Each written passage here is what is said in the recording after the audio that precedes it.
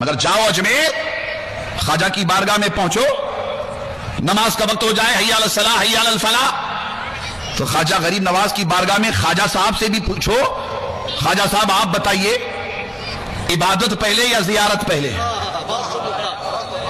خواجہ صاحب سے ہی پوچھئے، مرتضیٰ قادری سے پوچھئے، عبادت پہلے یا زیارت پہلے؟ خدا کی عزت کی قسم، سننے کے کان اگر ہیں تو آواز آئے گی کہ اے میرے چاہنے والے، عبادت پہلے زیارت بعد میں۔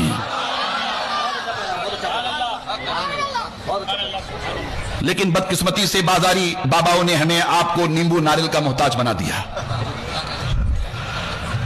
بدقسمتی سے باباؤں نے ہمیں ہتھیلی میں، مولانا رحمت اللہ ہتھیلی میں جنت دکھا دی ہے نا، ہتھیلی میں جنت دکھا دی۔ اس وجہ سے ان بازاری باباؤں کی وجہ سے، میں معذرت چاہتا ہوں آپ سب سے مولانا، ان بازاری باباؤں کی وجہ سے مسلمانوں کے اندر سے عمل کا جذبہ کم ہو گیا۔ وہ ڈیپینڈ بابا پہ ہو گئے، وہ ڈیپینڈ بابا کے ہو گئے۔ اور بابا ایسا ہے کہ اس کی بات اس کے گھر کے لوگ نہیں سنتے، اس کی بات اس کے گھر کے لوگ نہیں سنتے، مگر ڈیپینڈ ہو گئے مسلمان باباؤں پر۔ تو میری آپ سے گزارش ہے، آپ مرتضیٰ قادری کے غلام ہیں۔ بولیے کس کے غلام ہیں؟ شہزادہ غوث الثقلین کے غلام ہیں، غوث اعظم کے شہزادے کے غلام ہیں، ان کے ماننے والے ہیں۔ اتنے کمزور؟ بولیے اتنے کمزور نہیں ہونا چاہیے۔ وہ آیا تھا نا شیطان، غوث اعظم فرماتے ہیں کہ میں جا رہا تھا رات میں تو مجھے ایک اجالا دکھائی دیا، روشنی دکھائی دی، لائٹ دکھائی دی۔ اس زمانے میں تو یہ فوکس وغیرہ تھے نہیں، اندھیرا تھا۔ اب ایک اجالا دکھائی دیا، اس اجالے سے غوث اعظم فرماتے ہیں کہ آواز آئی۔ آواز کیا آئی کہ عبد القادر میں تجھ سے راضی، تو مجھ سے راضی۔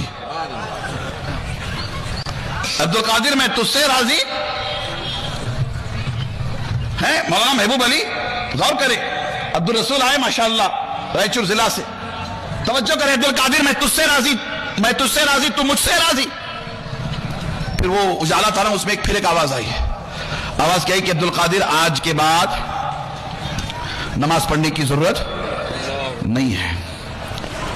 اگر اس زمانے میں کوئی بابا ہوتا نا تو فوراً مان لیتا، فوراً مان لیتا کہ یہ بھی میری کرامت ہے، یہ بھی میرا موکل ہے، فوراً مان لیتا۔ غوث اعظم نے غور کیا کہ آج سے نماز پڑھنے کی ضرورت نہیں ہے، وہ بھی یہ آواز۔ تو غوث اعظم نے فوراً طے کر لیا کہ یہ رحمان کی نہیں، یہ شیطان کی آواز ہے۔ فوراً لا حول ولا قوت الا باللہ العلی العظیم پڑھ لیا۔